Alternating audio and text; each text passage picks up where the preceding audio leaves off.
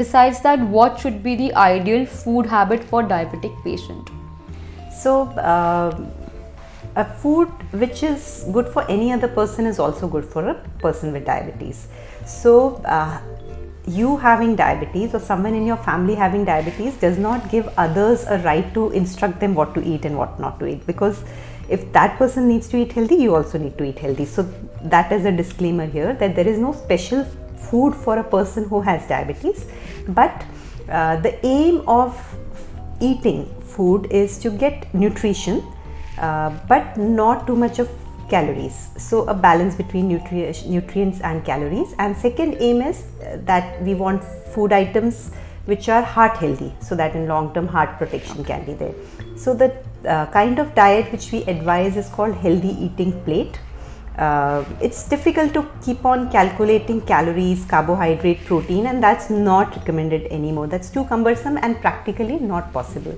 So instead we tell people that focus on your plate. We have different kinds of food items, each providing its own benefit. So the plate should have all these different items. Ideally 50% of the plate should have fruits and vegetables, because fruits and vegetables have lot of nutrients, less of calories, lot of antioxidants which prevents heart disease and cancers in future, lot of fiber which will allow glucose to be stabilized over a long period of time, not causing spikes of glucose because it would reduce glucose absorption, and they have a good satiety factor. So half the plate should be filled with fruits and vegetables, and vary your veggies as much as possible. So it's a good idea to take 5 different types of vegetables every day if possible, in the form of salads or vegetables. So every vegetable can be made in the form of a salad. 1/4 of the plate should be carbohydrate or grains. More than amount, the quality of grains is important. So change all refined grains to whole grains. Whole grains are beneficial because they have a lot of fiber and other nutrients, and they are also known to reduce the risk of heart disease in future. So replace all the grains with whole grains, and healthy proteins should fill up rest 1/4 of the plate. So sources of healthy proteins definitely include plant proteins. There is lot of movement in favor of plant proteins, not just health wise but also because these are good for our planet. The carbon footprint of proteins like legumes and millets is very, very low. Animal proteins can be used to a certain extent. Of course, red meat should be completely avoided, and processed meat like salamis and sausages are really they have carcinogenic properties also, so they should be completely avoided from your meals. Eggs can be taken 5 days a week in a person with diabetes.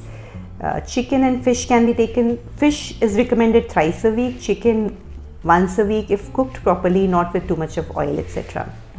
But shifting towards plant protein is now more and more recommended for prevention of various disorders, apart from being conscious of the fact that the food we eat also impacts the climate. So oils, again, the concept of low oil food, not frying, is not anymore there. It's not necessary to reduce the amount of oil. It is more important to choose from healthy options. So more than amount, it's the type of oils which we use. So lot of oils have a healthy proportion of fatty acids. So a combination of different oils like olive oil, canola oil, sunflower oil, oil from seeds and nuts, for example, is very good for heart. Talking about beverages, sugary sweet beverages should be completely avoided. One can have coffee and tea without sugar, without milk if possible.